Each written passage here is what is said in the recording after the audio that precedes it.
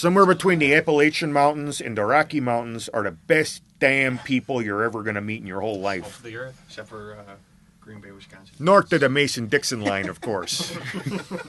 We're the Bungie kids with fusion rifles glowing. It's a podcast show with Dirk and D, Space Magic. Welcome to the Bungie Podcast. My name is Deej. I'm joined by my co-hosts.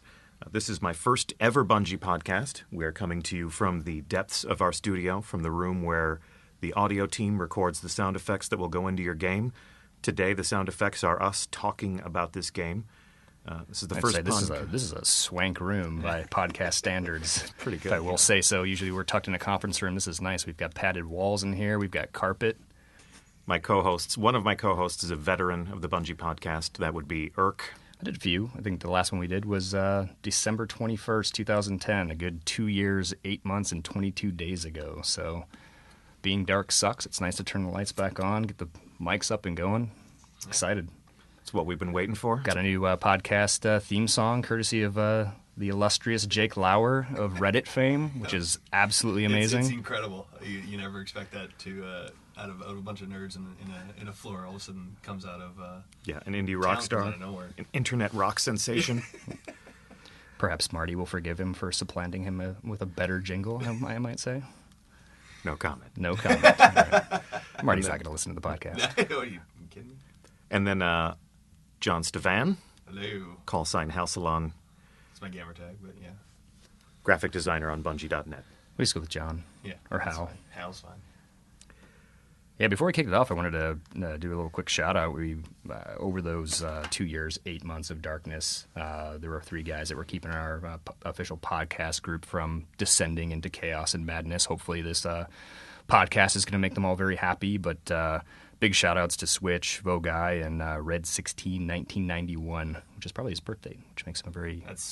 I see what you did there. He's exposed. He's out in the open. But huge props, man. It's awesome that we have some fans that'll go out there and pick up the reins. Yeah, for sure. We were dark and we weren't doing a whole lot, so it was hard for us to get in there and pay attention while we were heads down working on stuff. And they picked up our slack and made sure that everything was running smoothly and that the people there were able to sound off and have a clean, well-lit place to have communication. That's awesome. We've been teasing the reemergence of the podcast for the past couple of days in that same private group. So I've been teasing for weeks. Yeah, you have. I've been You've itching to up get on this Twitter. going, and then I was trying to get it going, and then we went to Germany and Vegas, and it just got a little whirlwind, a little bit crazy, but we lost all the equipment. We found it again. We didn't have a room. We've got a room now. So, yeah, it's the pains we go to put together a podcast are great, and hopefully people enjoy it. I think we've got a pretty good show today, too. Absolutely. Yeah. We'll see how frequently we can keep this rolling. But today... I think we're going to do one a week.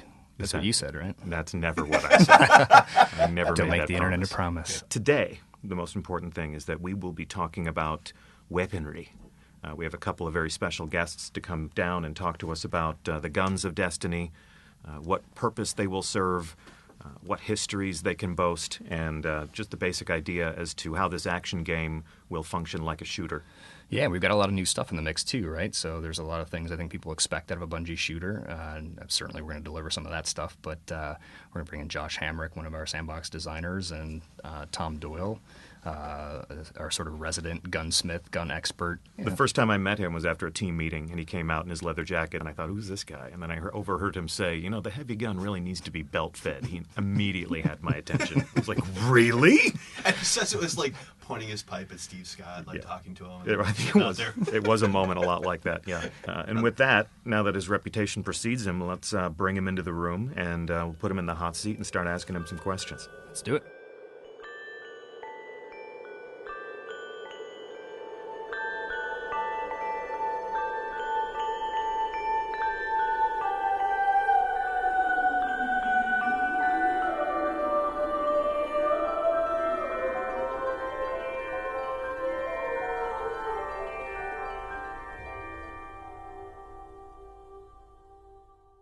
Right now in the hot seat, we are joined by Tom Doyle. Tom, you are an art lead at Bungie. Yes. What does that mean to you? Explain your title. Explain my title. And your sunglasses. Right, I'm the artist in charge of Combat Sandbox, weapons, vehicles, sometimes abilities. But yeah, predominantly it's like industrial design objects, and work on the artwork that the players get to use as tools in the game. So guns? Is that guns? Basically everything we need to kill. Yes. Don't call them tools; they're guns. Illegal arms dealer from the 31st century.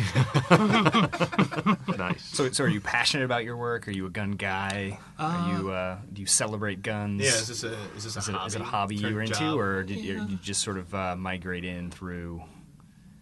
Well, when I first came to Bungie, I was an environment artist, and I went to school for some industrial design, so I'm really familiar with product design and stuff like that. So, I definitely love any and all things mechanical, and I think I just kind of found a home on the weapon and vehicle team just because my background in it and my interests. I definitely have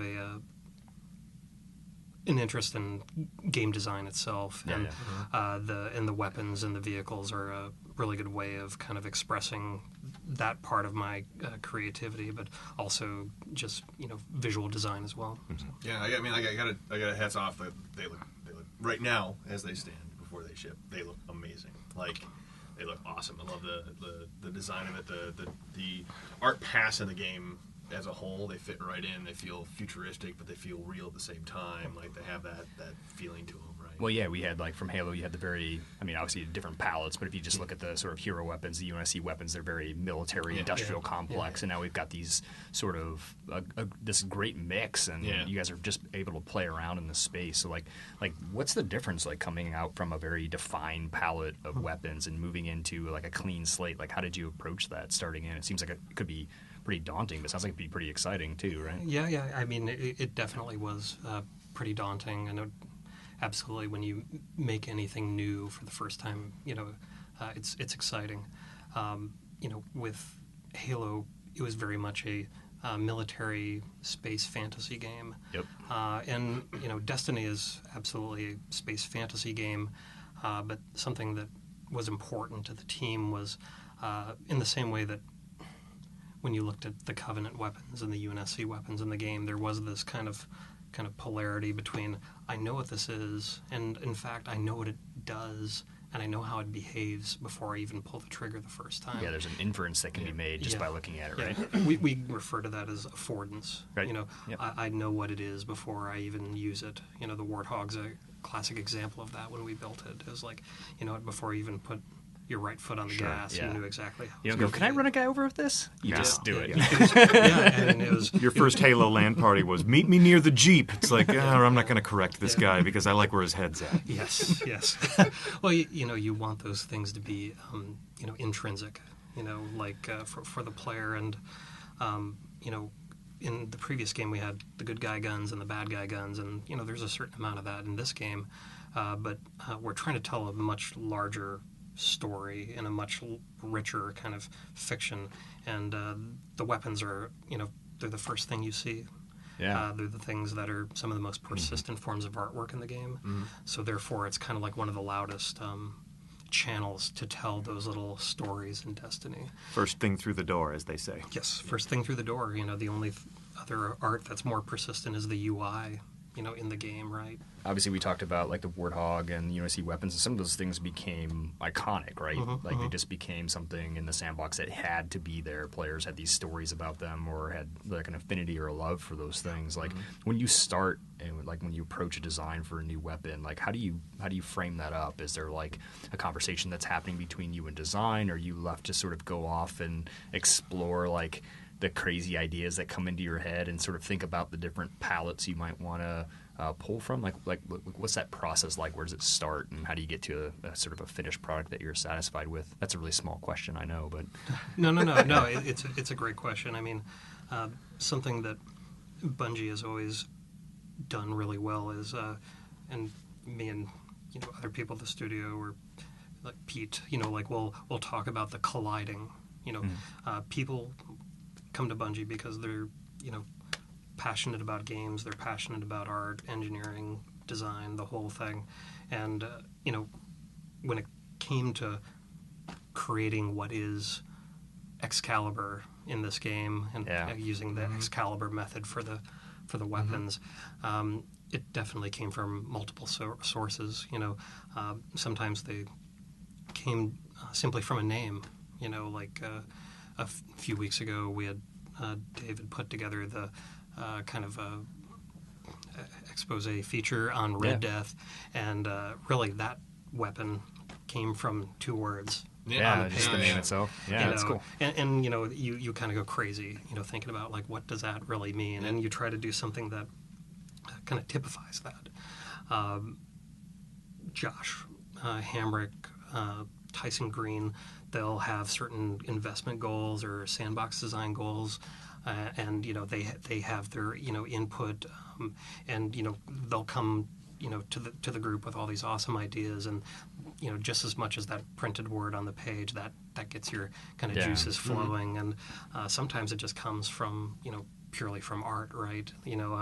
There's definitely a fair share of exotics that came completely from like the art crew as well, which was like, oh man, we want to tell this visual story in the game. I mean, that's the special thing that you notice now, especially like either going through playing the game now or going through the Art Depot or something like that, is being able to see like, man, I can see what they were thinking about when they made this gun. I can see like oh my god, that thing's got horns, or this thing is dripping with like, oh my god, like I actually squat Art Depots, right? Like I spend an awful lot of time in yours. I spend an awful lot of time in like Goldsworthy's, right? There are certain people that I just know are like not only do they put a lot of stuff in their depot, but there's just a lot of stuff that I'm super interested in. I think it's really cool to see. Like I know DJ's been showing off a lot of like the more exotic stuff, which is sort of the really high tier, really stylized, really fun things that do have names. But I know this week we showed off like the Duke Mark 44, which is not an exotic. It's a pretty standard weapon, right? But I remember the first time I popped that sucker out and had that amazing like flip animation, and even just like the reloads with the chambering. Like all the weapons seem to have this really cool like I don't want to say iconic because that's jumping the gun a little bit, pardon the pun, but it just feels like they're rich. They have a history. Like I pick it up, it looks like it's been used or could be passed down. Somebody oiled this gun and cared for it, and it's a little bit scuffed, but it just feels so cool. It's a lightsaber in a sense where it's like it was built, it was put together by the person that had it, right? Like it was customized and it was tweaked. And definitely. I mean, we were early on. There was some really beautiful aspirational artwork for what the city would look like under the Traveler, like really kind of like street level stuff. Most of the imagery that the public's seen at this point have been up in the towers, up in Mount Olympus. Some of these images were very much down at the pedestrian level, and means in the streets, right? In with the streets, the vendors right? and Well, that's just to use that word, right? Like we thought of the gun bazaars in other parts of the world and in places where there's military conflicts, and we were thinking, man, there's some master craftsman who's putting together your Duke. Yeah, how much do you guys think about that? Because like a lot of times, obviously there's like graphic design, there's brand decals. Like, do you guys flesh those stories out? Is that important for you guys to understand? Sort of like there are different manufacturers in the world, and they produce weapons, and these weapons have a certain visual language. Like, are you guys building those stories out? Like, yes, so you guys are like sort of rotting fiction on your own, right? Yes. Like obviously we have. Guys like Eric Rabb on the team who definitely kind of helps corral it into something that is approved and appropriately Destiny. But there is a lot of what I referred to as implied fiction in the weapons. Like I just told you the story of the gun market. Well, unless you have depot access and are at Bungie, you never saw that concept of the bazaar. But we want to feel like there are these dudes underneath the city who are craftsmen, no different than a guy who forges a katana, and you almost expect to see on the bottom of the Duke the armor sealed that is his. Yatori Hanzo. Exactly. I mean, you look at something like the Gallarhorn, you see something that is ornate. You see somebody who was an artist that made this weapon. You look at the Thunderlord. You can see somebody who was kit bashing with, old and new tech. A hot it's rod like, guy. Yeah, exactly. This gun has no business having some of these components bolted to the side of it, but someone took stock issue and just started tinkering. It's like, and here you go, straight from my hands to yours. And a lot of, the stuff from your own notes have made it into those Destiny drawing board features. So from the drawing board comes more than just lines and shapes and colors. It's imagination. It's what sort of story does this gun tell, just the same way as a character or a space station or something that else that's in this world of Destiny. Yeah, I mean, the story around the Bungie story, right, has always been about like the tip of the iceberg, sort of setting someone's imagination on fire. It's just super cool to see that like manifest itself in the different guns, right? Yeah. Like, and the fact that it's still like it works, right? Like it just even in studio, right? Like the people who can like work on this things like and just put it there, and then like everyone in the studio's like, oh my god, what is that? I need to know what that is, and it sets a fire in it. It gets everyone excited because it shows the level of detail and the level of care that goes into everything, you know.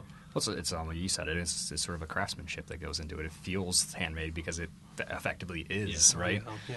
I think that's actually an interesting segue because we've had a lot of people ask us about the weapons we've talked about. I mean, we haven't put a number on the weapons, and I think we've sort of been deliberate about not doing that, right? But I mean, what's the sort of process you guys go about in building these weapons? Are they sort of procedurally generated on the fly in the world? Are you guys handcrafting every single one of them, thinking about every gun? Do you inspect everything, name everything? Like, what's the process like for getting a big sort of palette that satisfies Hamrick, satisfies Tyson, as you said earlier, and will ultimately satisfy players? Like, how do you go about making sure those things are, up to your quality bar? Well, in order to get, Bungie quality, with the weapons, at first we had kind of entertained a more procedural kind of construction method, and we thought, yeah, this is really good. It helps expedite creating the weapons, but what it does is it does it at the cost of the uniqueness of it. Yeah. And we want each weapon to feel like this awesome sculptural kind of piece. And that's really important, right? You want to see people's fingerprints on the weapons, and if it's just simply a jigsawed Yahtzee version of a gun, componentized. componentized, and we definitely reuse parts and are really crafty about using pieces in cool new ways. So you may have seen this gun before, but with a few simple additive pieces, it completely feels like a different sidearm altogether. And so I mean. Yeah, I kind of lost count of how many weapons are in the game, but every single weapon in Destiny is, handcrafted, hand-named. Me and the guys, we always refer to when we're making the weapon arrangements as we're wrapping presents. Nice. You know what I mean? Like there's no just somebody's gonna get this and they're gonna look at it. They're gonna take it out of the package. They're gonna watch its hero animation. They're gonna reload it. They're gonna wow, that's cool. Yeah, that's awesome. And these aren't just guns that we lay around on the battlefield and invite you to run around and go pick up. You go earn these guns. You own these guns. They're yours.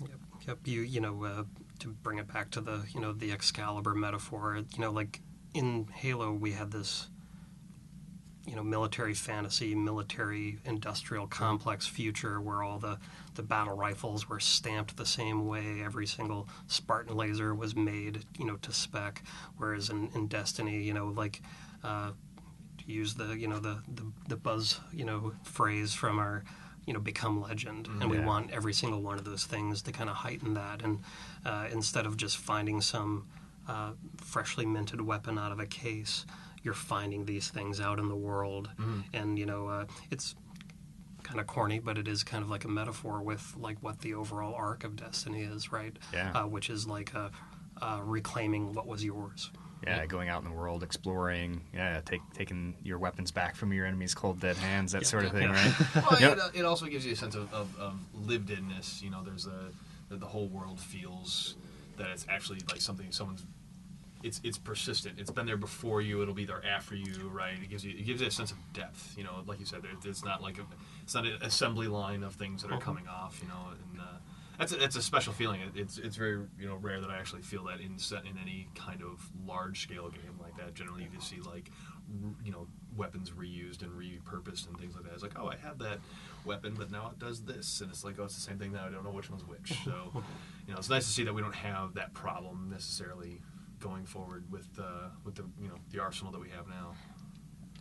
Yeah, I think one of the cool things I've sort of picked up on as well, just watching you guys work, is I came in, Halo was well established, and anytime you guys would tinker with or introduce a weapon, you had to sort of worry about, like, how does this fit in the world? Why didn't they have DMRs in Halo 1 on? Like, what happened to the 3-shot magnums? Like, what's going on here, right? You had to have some fictional justification, and I think those things are important, and we obviously spend a lot of time thinking about how we ground everything and root it in a fiction that makes sense and has a canonical sense to it. But, like, it seems like you guys are doing a lot more sort of exploring, right? Being a little bit more free with the ideas. Like, we've got a world where you have a very sleek-looking military, burst fire automatic weapon alongside a rocket launcher that has gilded wolves on it. Are you guys able to just like think about any crazy shit you want to throw out there? And pretty much anything. The simple answer is like we're constrained by our own imaginations with this game. In the Halo games, it was very much like it was, Covenant Militaria, human Militaria. Yeah. And if they did not fit into one of those two camps, we would refer to those weapons as found weapons, something that you would like pick up off the ground. I think probably the best example of this in the previous games was like the Sentinel beam. You'd kill the Sentinel and you'd pick up his weapon, and that was like a found weapon. Sure. Whereas in this game, we're trying to make every single weapon a legend. Right. And the only way that you can do that is by making them as absolutely distinct as humanly possible. So it's the constraint is just our imagination, not what fits into some box like it did in the previous games. So, what's your favorite? I was just gonna ask. My favorite one, for me personally, my favorite one is The Last Word. I don't know, like, I grew up like watching John Ford movies with my dad, and there is something about the frontier survivalist. The sandalwood grip, gilded, that fantasy. sort of filigreed inlay, gunslinger. Yes, yeah. And that's why, my favorite character to play is the hunter, because, it's so different than the other type of characters that you'd occupy in Bungie games.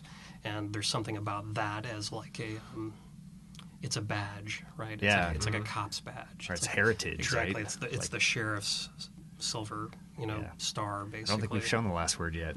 No. You have to Coming soon Guess to a we're drawing doing board near next you. week. Yeah. No, actually, I think we did show the concept at Barry's.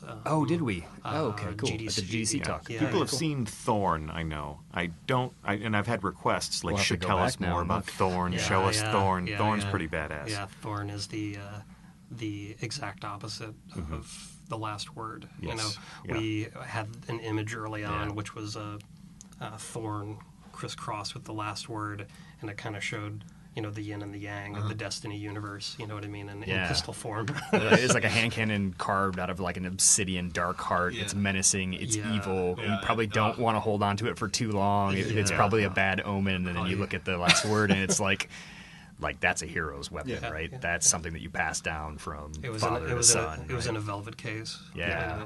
That's So the cool. feeling that we wanted. It's a lawman's trophy. Yes. And that's what you're doing in the game, right?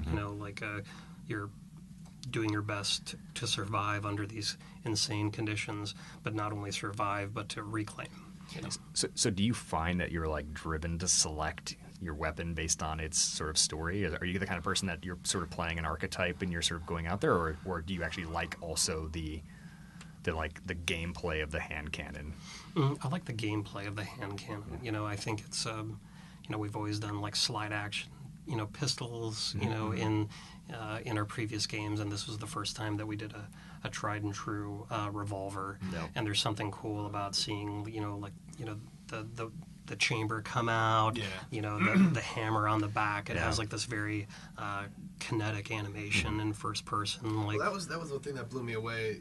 Like seeing that for the first time is like easing back the trigger, or whatever I was doing, and like just seeing the hammer. The hammer cock, Like, yeah. nice and I remember slow, Travis like, doing that. We were prepping for E3, and he did that for the first time. I was like, no way. Yeah, like then That's so cool. The chamber rotates as the hammer comes back, Yeah. and you're just like, Yeah. you can play with it, and you're just Yeah. like, oh, I'm just sitting there and do that for like 10 minutes. It looks Yeah, awesome. it's kind of interesting, me and David Helsby, who's our crack shot animator. working on the FP weapon animations, he and I were talking about like what things can we do with the exotic weapons from a performance standpoint. We're like, oh my god, it would be so awesome if we could actually lock the hammer on the last word. So like if you're looking at somebody, you could actually draw it back. You know what I mean? And then put it back when you wanted to. Just kind of show them what you're all about. Yeah, D just looking at you with just awe. It's just like drooling in the floor. I'm just falling into your eyes right now. And Is there a puddle underneath you? She got excited. I get Leave sweaty. alone. I get my hands sweat. I get sweaty. When we talk about guns, my hands sweat. Well, you made it even more gross. And all this conversation has been about revolvers. I mean, just all of this talk about different types of hand cannons, and the different sort of visceral role play that comes from that. But we could talk about, assault rifles. We could talk about sniper rifles. We could talk about shotguns. I mean, you guys have a really dense palette, and you've designed in a lot of different directions, in different categories, different classes. Every single gun occupies its own space in the spectrum and then can be splintered off in a bunch of different branches and customized that way. I mean, you guys are giving people a lot of different ways to express themselves. It's the weapon is that's what's great about Destiny, right? Is like the weapon itself can be a reflection of your player psychology. Like if you want to feel like a gilded knight, you'll carry Gallarhorn. If you want to feel like some son of a bitch bandit, you will carry Red Death. Like if you want to feel like some future tech soldier, you'll carry the hard light. Like each one of these weapons, lets the player kind of imprint himself on the weapon, and definitely is a bit of a compass for who he wants to be in the Destiny world. Yeah, sort of an archetype they're playing, right? Like, which hero do you want to be? And it's cool, too, that we're able to not only deliver that, like, player fantasy of who I am and how I project my ego into the world, but you can still look at that weapon and know what it's going to do, right? You can still see it and go, oh, okay, that's a rocket launcher, right? Like, shoot wolves. When you're working on these things, you're at the drawing board, you're working on creating these new weapons, do you have influences that you draw from? Do you have, films that, you've looked at? Like I look at the Gallarhorn, it almost reminds me of something that could have come out of like Dune, out of like House Carino or something like that. Are there other, forms of fiction that you've loved in the past that you're like, I kind of want to riff on that, or I want to borrow from that? Oh, absolutely. I mean, like, there, in a game where you have to create in near infinite number of weapons, you will go to every single well that you can to get inspiration from, right? Like earlier I was talking about, like, John Ford and the Western fantasy, definitely, Thorn is the exact opposite of that. It is chaos. So we were looking at, all these, Giger and all these other kind of like. I was going to say Krull. Krull. Oh, yeah. No. Kind of insectoid. Insectoid, right? We looked at kind of bandit weapons for Red Death. We looked at Crusader Knights, for Gallarhorn, or gladiatorial, kind of armor and filigree and stuff like that. The idea of the decorated warrior, and not like in a military officer sense. Like, no, this guy will get out of the stands and fight you. You know what I mean? Like, he's a walking legend. He is a walking legend, and but yeah, I mean, gosh, it goes all over the place, from iconic pistols and weapons, whether it's like Deckard's sidearm in Blade Runner or RoboCop's tarted up Desert Eagle. You know what I mean? Like, it's all over the place, right? Obviously, Aliens is incredibly influential, and so is Star Wars. But I mean, they come from anywhere and everywhere. Films, comics, other games. Obviously we can't talk too much about the competition, but like it comes from everywhere. Sure. I know that's probably a shitty blanket answer, but when you have to create an infinite number of guns. You will go anywhere and everywhere to get that idea. And that's why they call them influences. I mean, obviously, you look at something, you can point to something and say, that's cool, that speaks to me. I can borrow from it, and I can turn it into something new and make it my own, and give it to someone else and see what they do with it from there. Yeah, and we looked at, artists who maybe were, in vogue, maybe a long time ago. Like, obviously, something that was an artist that was very influential to me for describing a lot of the base weapons was John Berkey. He's one of my favorite artists of all time, and early on, typically when John would do paintings, he would always describe these big, massive ships, these space scenes, and to say that they're the size of a Star Destroyer would be an understatement. Yeah. So it's like, well, John's artwork is so based around describing these huge epic scale designs. One of our challenges was like, well, how do we take something that's the size, of a battleship and get all those cues and get that emotion into something that you can carry in your back pocket, But yeah, I mean, we're definitely influenced by a lot of kind of avant-garde 70s futurists,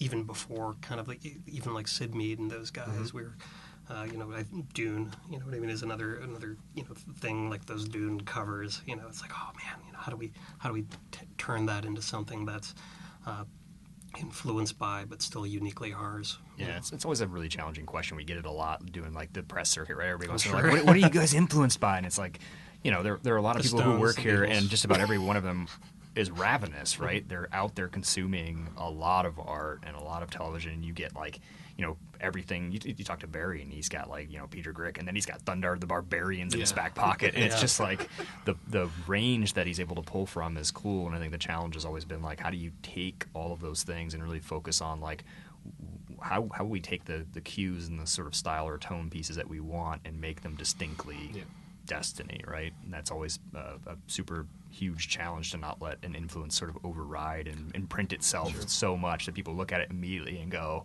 oh, you lifted that, right? Yeah. You've got to put your own stamp and make it your own signature. I think it's cool to see, and I said this earlier, but there's a huge palette of not just guns, but buildings and set pieces and places you can go in the world, gear or armor, and they feel very unique and distinct and pull from a lot of different places, but they all feel like they belong in the world, right? They all feel rooted in some way, whether it's through the fiction they tell or just the way it looks, the visual appearance. That was something that, on a bigger level, for the game, that was it was essential up front, is in order to be a knight fighting for humanity, there had to be things around that you relate to. Yeah. Otherwise, it's too abstract, and you can't feel that theme as loudly as you could. Like you said, whether it's graphic design on a building, a combatant character, a cool piece of helmet gear that a character may pick up, or an exotic weapon, is we want that to be relatable and to be a touchstone for people, because that's so important for Destiny, right? Is in the Halo games we would say, oh, you're fighting for humanity, but in this game, humanity and what it created is so much more on your doorstep than it is in our previous games. Yeah. Sure. When you say you want these weapons to be relatable, I mean, they already are. We're sharing your concepts. We're sharing some of your thinking behind the design of these weapons. People look at them, and the comments that I intercept are usually things like, I want that. Where can I get that? And we'll have good answers for all of those questions. And it's great that, you've got all these fish hooks in our game that will compel these people to, maybe they've only been a multiplayer type of guy. Maybe they're competitive multiplayer, they're PvP, and then they see someone stride in with something that they've never got to shoot before, and they'll say, where'd you get that? And so then we can kind of lure them out of their comfort zones and send them to Mars and send them to Venus, because buried in the dust of those shattered places are, the pearls that they're going to want to hold in their hand and use them to kill other people. Absolutely, and I think it... the weapons and the gear, the common weapons, exotic weapons, the player gear, something that was really important early on was when you saw somebody in the game and they had one of these things, it really was not only a metric of how far they've played in the game, but also the type of activities that they like to engage in. Yeah. For example, like one of the weapons that we showcased for E3 is a PvP weapon. Well, you know what? The only way to get that weapon is by fighting in the arena. And when you see somebody in the game that has this weapon slung over their back, you know that they're a dogfighter. Tom, the things that you're designing are already resonating with people. We love playing with them in the studio. We love looking at your art. So please keep sharing with us your ideas. People want to see more. I'm incredibly proud of what the team's been able to put on the screen. You know, like not only in the quality but the quantity of it as well. You know, I'm proud of like the exotic weapons and the gameplay. You know that are associated with them. You know, I'm proud of like the little, you know, to bring it back around again, I'm proud of those little stories that the weapons tell. And, you know, I think, you know, going forward, it's just going to get crazier and crazier. The cement's starting to dry, you know, a little bit. And we're really happy with how things are coming into place now. Awesome. Yeah, what I've seen, what I think what we have all played recently is that, you know, no one has the same gun yet. So that is everyone's a snowflake. Yeah. So that's good. Yeah. Awesome. Thanks a lot, Tom. Yeah, I appreciate you coming by. Thanks, guys.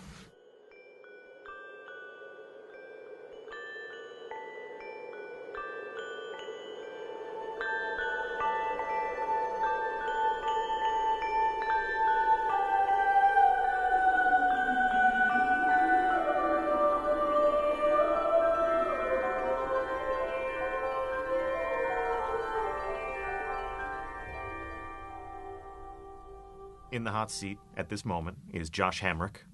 Josh, tell us what you do for Bungie. I am a You don't even gameplay know. designer. I do know. I was trying to decide. I mostly make weapons. I also kind of help make everything else, but my primary focus. Well, by is make, on do you mean weapons. like you actually go in there and model? You're or gonna you do this. the Yeah. rules? Like, I mean, like what? Let's get a better framework of what we're talking about. There are people that make them pretty and or physical, Okay. and I make them awesome. Oh. Actually, that's not true. That- Audio that's- makes them awesome. Effects also makes them awesome. But I make them work, damn it. You make them what they are. You've got your fingers on the knobs that determine how powerful they are, how much Right. damage they deal. Nobody's going to get mad at Tom Doyle. Nobody's going Right. to get mad at Seapaw. Guns Gonna look get mad at sweet. me. They sound awesome. That's right. I think the internet. kids are That's going to love pretty you, much my Yeah. job. to be quite Based on what I honest. saw. So, taking us back into the world of Halo, Yes. right? The long-established two-weapon system. We're running around. I've got my two trusty weapons. I pick Codenamed them up on the Smiggle. ground. Codename Smiggle. I carry my rocket launcher by backpacking that sucker all over the place. That's gone, right? Yeah. New World Order. What are we Yes. doing? Why did we do that? What are we doing? We want you to form a relationship with your weapon. We want you to fall in love with it. We want you to fondle it. Whatever you're into, really. Deej is really into fondling weapons. I cradle my weapons so more his than I thing. fondle I them. know that you do. I cradle them, I stroke them. Would they call it cradling or would they call it fondling, dude? I don't understand what you're talking about. So we want you to form a relationship in a way that you couldn't in Halo before, right? In Halo, there were, we'll say 7 guns because that feels right, even though it's not. So you had 7 weapons. It's a and limited everybody- subset of weapons Yeah, that right. you were either given on a map or you would find throughout your mission. Yeah, and they were always, even though they were always a different gun, they were always the same gun. So there were 15 ARs on the map. They were all the same AR. You Yep. would find one of them and use it to your liking. And we're going a different way so that you find an AR that somebody else may find too eventually, right? But Sure. there's a very good chance that the 4 of us sitting here might each have a different variant on Yep. an AR. And so we want you to spend much longer with the weapons and enjoy them. And so because of that, we don't have that same model of kind of pick and choose like we used to. Is it so that there's like supposed to be a high turnover rate? I mean, like, do you want to consume more and more guns? Is that kind of the goal of having such a huge breadth of different weapons and different weapon types? So it's kind of in between. It's part high turnover rate in just terms of you're gonna see a lot of different types, but it's also low turnover in that you're gonna spend a lot more quality time with the weapon than you did in More Halo. Deej time with my gun? More Deej time, exactly. And so we need to, in order to do that, we need you to stick with the weapon for a while. And if we're going to force you to stick with a weapon for a while, we don't really force you, but if we're going to ask you to stick with a weapon for a while, then we want we wanted to give you more to do. That's more an weapons important fall point to back make, too, on. because you're not forcing anybody to do anything. In Yeah, Halo, no. you forced me to shoot the BR, and as many people who've played Halo with me can attest, Yeah, I it's not was happening. I It's was no no good. good at it. But Can you shoot from the driver's seat of a Warthog? nope, No. thank goodness. That was what I used as my excuse.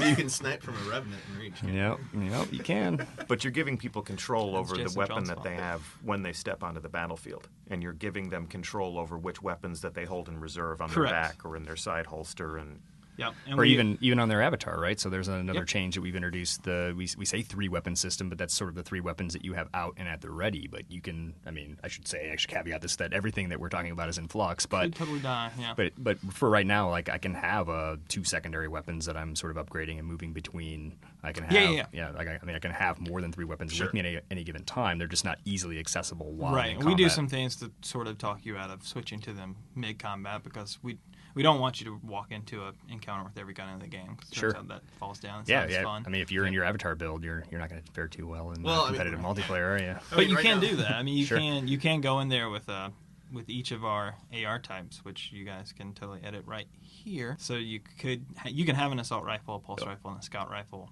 all in your bag, right? But be using the auto rifle, and at any point you could technically switch to the scout. And I'm going to do some stuff to talk you out of doing that, Right. Because I don't want you to have access to all that in the same encounter, but it is there, and you can absolutely from encounter to counter. That encounter's over, and I'm gonna spend a little bit of time with the scout rifle and beef it up a little bit. Like you can keep switching back and forth. Yeah, I mean, like to me, there's something alluring to being able to do that. You add different like burst fire rates onto my gun. It's Right. the same type of like, hey, I got this whole other gun that Right. has a different fire rate, and I can do this, whatever. And like, it's also just fun too, right? Like, I find a cool shotgun, and I may hate the shotgun, but I love the way it sounds, and I love the way my enemies die, and so I may just keep it just to Right, or it play might be around. something that you take into like a strike, right? Right, And yeah. then and when you go into Right, PvP, different- it's like I'm going over to the pulse, right? Yeah, absolutely. Just different play style, different maps. For sure. you know? And Right. if you get into a map and you're like, man, this is a better shotgun map, and you've Yep. brought a shotgun along, you can equip that. Now you might have to run off and find ammo for it immediately because I'm gonna totally rob you, but you can do that, and then you have the ability to switch it. So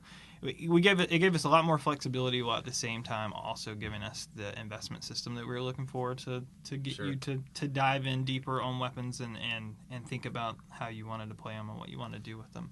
And So- the 3-weapon system is all about categorizing those into what we would consider usable classes, like mindsets even of guns. And so Yeah. your primary weapons are like the thing that's going to be in your hand 80% of the time. Yep. And we're doing some stuff to kind of push you even more to do that, which I won't talk about, but I'm going to totally tease. and then the special weapons are all about, like it said in that Vidoc, where my head is incredibly round. Yeah, you do have a Um, very round head. Yes. Yeah, it's not just in the Vidoc. I mean, like by the it way. is. No, it isn't just No, a right Vidoc. here, No, right here. it is- Symmetrically round. Yeah. It's impressive. I don't. They say that the camera adds like 40 degrees of No, roundness. your head is That's very what I've heard. No, because it's 360 degrees of roundness. I'm sure they say That that. depends on the camera. Right. John. No. Yeah. Uh-huh. Those are 3D cameras. Yeah, right. And so the specials are about the special occasions that you want to use them. Deej has different meaning for that than we do. Correct. every day is a special occasion. When you have a belt-fed heavy machine gun strapped to your back, every day is special. Well, but see, that's a heavy, Deej. That's Yeah. a heavy. Yeah. This is. Yeah, there's just something cool about being able to have like these weapons that you rely on and depend on, and knowing that in your back pocket you've got this sort of uber weapon, and if you can score some ammo for it, you're gonna Which The is- heavy is pretty. Which is to what we were talking about earlier with the 2-weapon system. Like, it actually gives you, like, man, I got the rocket launcher. I have 2 rockets, right? And, like, in Halo or something like that. And I spend them both, and then I'm out. I have Yep. my pistol Right. left, right? Whereas now it was like I still have my special, and I still have my primary weapon. and it's man. yours. You Yeah. say my, right? It's Yeah. your rocket Yeah, it launcher, is. right? No, it totally is Which your is rocket awesome. That's great. Yeah, So, it's so, super fun. so what build are you rocking? What are you doing these days? Uh, Still Hunter? I am still Hunter, Yeah. though Danny keeps giving me excuses to want to switch every once in a while. Let's get him down here. Yeah. Danny yeah, Bulla, sandbox designer. That's right. The sandbox designer, I Sandbox believe. diviner. Creator of Red Sexy. Dead Redemption. It's totally not true. Somehow that got out there in an article, but I totally believe that not is true. true. I think it was his He did work idea, on it, the whole but, thing. his actual middle name is Redemption, so it's Okay, named. that makes sense. Right. Yeah. That's on his. So- It's an so you awesome doing- middle freestyle, name. his freestyle album with Eric Rabb. Oh God. That's his God-given name. That is right. something we should edit That out. is That amazing. that is terrible. I never want to see anybody freestyle over Rock Lobster ever Oh, again. dude, it's fantastic. That's awesome. You have to see it once. So yeah, so I'm a hunter with the golden gun typically. Nice. Yeah. So do you do magnums? What are you doing? Do you do magnums, Josh? Speaking of adding roundness, do you do the hand cannon? I run a lot of hand cannon, and Yeah. I run I don't know what we're gonna finally name that thing. The laser blaster, the Laser fusion blaster. rifle. Yeah. The Fusion rifle is what we got in the The podcast Elliot theme song. Craze. there you go. It's Okay. been committed to song, so it's locked. You This can't is me change it. seeking your I wanna approval for change calling it. it the fusion rifle now. I want to change it to the particle cannon. Nope. But All right. You know what? There's a lot of that going around. Like, Yeah. Bullock came up to me after the Vidoc, and he's like, "Man, I'm really glad you guys baked Golden Gun in there, because we didn't know what to call it. Now we're sticking with it." That's what marketing does. We get out there and we cement things. Yeah. What are you doing? We Hammering commit. some tent stakes into the ground. Those are going in pretty deep. Somebody's got to commit. Yep. Yeah. Yeah, that's true. I keep trying to get Rob to change it, but Yeah. we have to rename it. Yeah, you're crafty. You're sort of a peripheral player.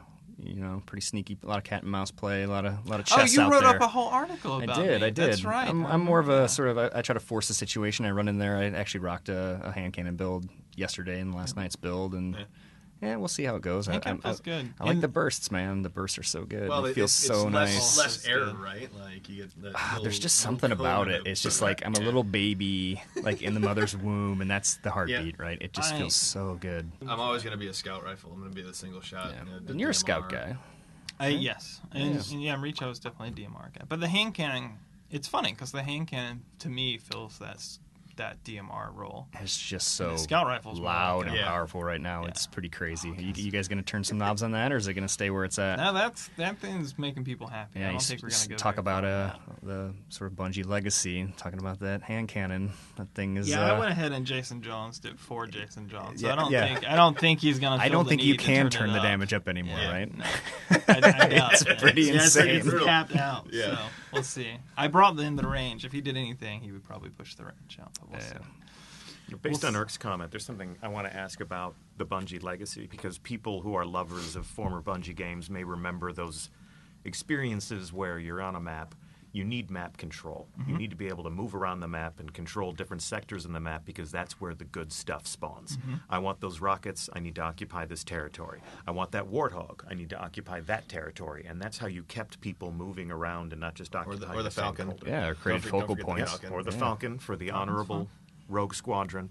You've mentioned a couple times that while I might be able to, sort of root through my luggage, pull my favorite weapon out of my inventory, and equip it on my person in the middle of a match, you might send me running off to find ammo for that. I did. So can you elaborate on that? I mean, Yeah. is that how we are actually going to keep people sort of moving around? This is a and- Bungie podcast exclusive coming up here. Wow. We This need came we out need like of a nowhere. little like sound effect. Yeah. Dun, dun, dun. That is correct. So even though it's a very different system than the Halo mindset, especially with heavyweight weapons as of late, assuming we ship that way, they've been playing kind of that same way. And instead of looking for the rocket launcher spawn, Yeah, you're they're like looking for the heavy second spawn. cousins, right? Right. There's Yeah. some systems, systemic things about it that feel the same. You Right. know, you'll hear people yell as we did yesterday, like, "No, my ammo!" you know, Exactly, it's awesome. Yeah, so right now we've got the super beta version in, which is where you just flat lose it. Like when you Yeah. die, that's gone, and Oh, that that's will so remain. Birthday party. Exactly, and that's gonna stay. That will happen. But at least in the future, we'll drop your heavy. Like if Urk kills me, okay. If Urk kills Deej, Yeah. More likely. If Urk kills John, Not gonna happen. if Urk kills somebody, were you on the leaderboards yesterday? Because I didn't see your name up there. I didn't play yesterday. Oh, but yeah. that's a ready So, excuse I you had- have Yeah, there. he's a Yeah. ship it and put it away and then go outside. Hey, if you ever want a game, you know where to find me. So you'll drop it for, like, if you kill the guy with heavy ammo, he'll drop his heavy ammo, and then you'll be able to pick it up and run heavy ammo for a while until you run out or you die or more comes up And on the map. and so my ammo is not predicated on what weapon I have. It's just like that ammo slot is for. Yeah, right now we heavy. do 3 packages, of ammo, and it's primary and special and heavy, so that you don't we didn't ever know what guns people were going to have inside, Right. and trying That to makes build an sense. economy around Yeah. the constantly changing, and because it's not the Halo method of drop that gun, and like as long as that you find that gun, you get that ammo. So Right. we changed that around a little bit. But yeah, for sure. So heavy's gonna push you around, and it makes me super happy that people are freaking out when they die now with it. That's a It little, feels little good. honeypot but, sitting like, out there, yeah, man. that's- Not only does it push you around, but it's pushing other people Correct. around, so That's you the can thing, sit around right? that corner just sitting Just on them. wait. Yep. I loved about playing yesterday for the little bit that I did is like it puts an onus on the person to be responsible. Like, not that I have to like be super meticulous and Yeah. like take notes of like how much ammo I have, but like just note that I have it and make sure I use it before I die because Right. it's gonna be gone, right? Like, Well, and the, if we It's this if little we window ship of that- pressure, right? Yeah, you get no, it, it and you does. feel awesome, but you're also in the back of your head, somebody knows you're over there, Yeah, right? And you're exactly. your Yeah. head's on a swivel, you're ready to, like, all right, exactly, and Boom! No, my ammo. in the current system, and I've been going back and forth. I almost hope we ship this way. You have to actually like get it, pull out your gun, and then reload your gun. Yeah. And because they're the heavies, they have some of the longer reloads in the game, and so it is not the Halo method of first guy to the rocket launcher probably Jump, turn, wins fire, the fight. win. Yeah, Yeah. like almost certainly he might kill himself, but he's almost certainly going to kill the guy behind him, and so you have to be a little more sure that you can get away before you go for it, which I currently like, but we'll see. And for those of you listening at home or in your car or in class, in your ears, exactly, the operative phrase in that last statement is, I hope we ship this way. It's important to remind everyone that Destiny is pre-alpha.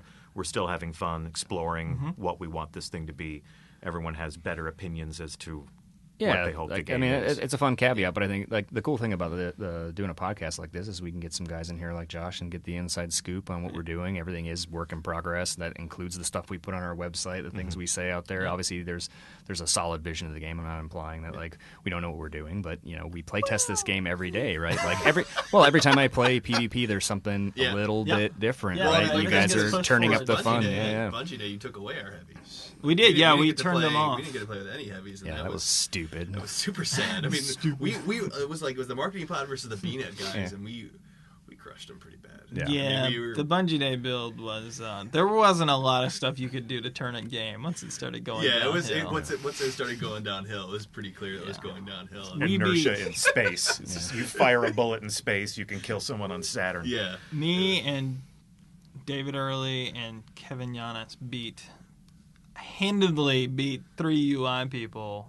50-4. they're, I mean, they're just- artists, but they're delicate. no, fellows. sorry, you are not you. Oh, you Yeah, are? but either way, I mean that's even Hobson's not bad, but we They stare at destroyed charts them. I'm gonna go on record that says Hobson's bad. I'm just gonna say that outright That on was the Eric, podcast. not me, John. That was Yeah, well, that wasn't me. Bullshit. No, that was John Hobson. That was Irk. Oh. Not Oh, me. that was Eric. Okay. Yeah, you're You're confused. Svan. I am. There are two people named I'm John in sitting this on- conversation. I'm the only one sitting on a metal chair right now. I'm gonna get struck by Yeah. lightning and die. You guys will be fine. This is ridiculous. Is it comfortable? Your hair's not No, it's standing not up. comfortable. You guys all get We're in a comfortable. floating room, dude. Yeah. You're good. But yeah, so I will agree. We hope that we ship it, and it's always amusing. Like for the last couple of weeks, I've been playing a build where the pulse rifle was king and everything Oh, else yeah. was Yeah. awful. Yep. Elliot's been. And then today they walked over and it's like, "What did you do to the pulse rifle? Now Yeah. ARs." And It's funny how quickly you turn. Like the first few games where something's been beefed up, Yeah. you're like, I hate this thing. What's going on? And then okay, I'll go get that weapon. yeah, fine. And then I you're found like, one. then they take it away later, and you're like, oh, this sucks now. It's just like it's so But fast but that that's- turn, that mental turn.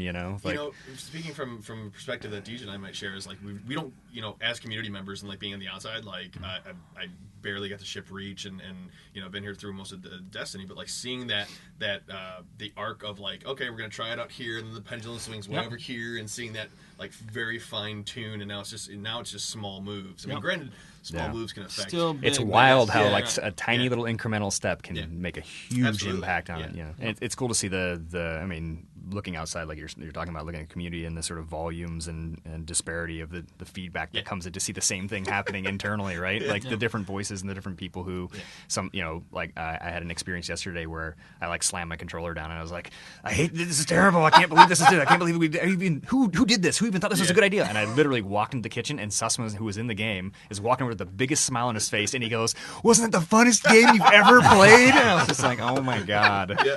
Yeah. And conversely, you had the moment of of sheer like tears when you were playing against Elliot. Like I never saw you laugh so hard and cry so hard you were laughing. Like he was trying to get his ammo or trying to get a new ammo crate, and he just kept going for it. And you just kept doing it. He's a comical man. The thing about that, though, feels like you guys have kind of discovered this sort of best of both worlds, because I love having, as you said before, a relationship with my weapon. I like feeling like this is my gun. I've made decisions that make this gun what it is.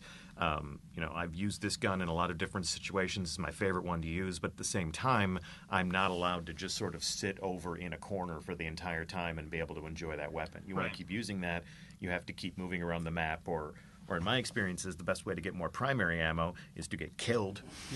Yep. That always works. That does work. Repository of ammo. Well, I think it, This is empty, and they just sort of walk out in the open. Take me. Yep, face and hands extended to the sky. We've talked a lot about competitive multiplayer too, but this kind of threads through, some of the other modes too. Is you have this sort of level of predictability we're able to maintain, right? It's not just chaos. I'm just like I don't understand what weapons this person has because it's a pinata style or Fiesta style game, right? Like some of the early looks on paper, I was like, oh, I wonder if that's going to feel like Fiesta, where everybody just has a totally different weapon and I don't know what's going on. But they fall into nice archetypes, and you can see their silhouettes, and you understand even from like the audio, like, oh, he's got this. And type once of that weapon. guy kills you once with that thing, you're like, oh, you have that thing. And sometimes even before, like I can see the silhouette of the weapon, right? Like I understand, or I see that, oh, you're a hunter, so I'm going to infer things about you, right? I'm going to guess that you have a marksman weapon, right? Well. Like, and I'm going to get going into like the Fiesta one, like you were talking about, is like that's a nice palette changer, but it was always like it was that moment of excitement of like I don't really know what someone's bringing to the table. It's kind of like that. What am I going up against type of thing? And the difference is like nobody has to start with like the plasma pistol, and somebody else has the rocket launcher. Everybody's got a competent guns that they've chosen, right? Exactly. So. But that adds to the whole defensive thing. Is like you have to be a rounded player, not just paying attention to one thing, right? You can't just focus on the one thing that you're working on, because like in the whole scheme of Destiny, you have to make sure that your build's the right way you want it, everything, all your guns are the right way you want it, because Deej is going to come to the fight, and he's going to bring something that you've never seen before. You're like, ooh, I need to go get that. And I'm actually looking forward to that, like those types of conversations in the tower. Like, where'd you get that? That's right. I got this on Mars. Sweet. My favorite mission on Mars. Have you ever done that mission? No. It's like, let's go do that right now. That, as they say, is the end of the Bungie podcast. We will be back. Who's they? Say you? The people who say things about things when they come to an end. They? They say that's... I want to know the guys. Feels like it was a little rusty, a little scrappy, but that's all right. Yeah, it's the that was first one fun. back in a really long It was a time. good time. I laugh loud. Good conversation. Laugh out loud. Doyle's an interesting character. Hamrick's got a very round head. He does. It's more round than even in the Vidoc. I mean, So when are we going to do this again, Deej? next week. Next week? Yeah, we are. All right. Or when we get around to it. All right. Oh. I mean, it's been 2.5 years, so we can might only lose pick the up equipment speed. again. We might. We can only pick up speed from here. So, Yeah. All right. but Space we've down here is precious. broken the ice. We've cracked the ice. So, we'll see how we can flow from here. All right. Thanks for listening. This Yeah, has been the thanks. Bungie podcast. Follow the Bungie podcast group on Bungie.net for updates, or we'll just throw it at you wherever you live whenever we cut another one of these. I love you, Deej. Goodbye.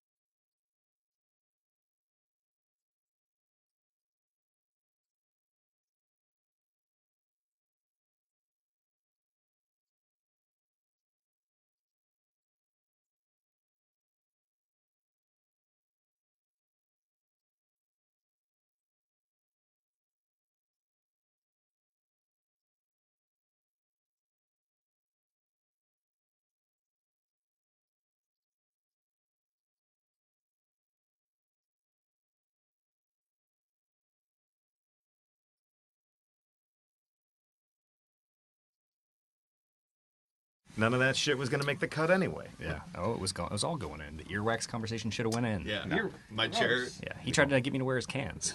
Oh, We yeah. don't Yeah. need that. We were. See? That's gross. It was like a good It's 10-minute disgusting, conversation about it, too. Gone. Yeah. We talked about his wide stance. Yeah. Look at his wide podcast stance. All right. He's ready to rumble. I'm bow-legged. Bow-legged.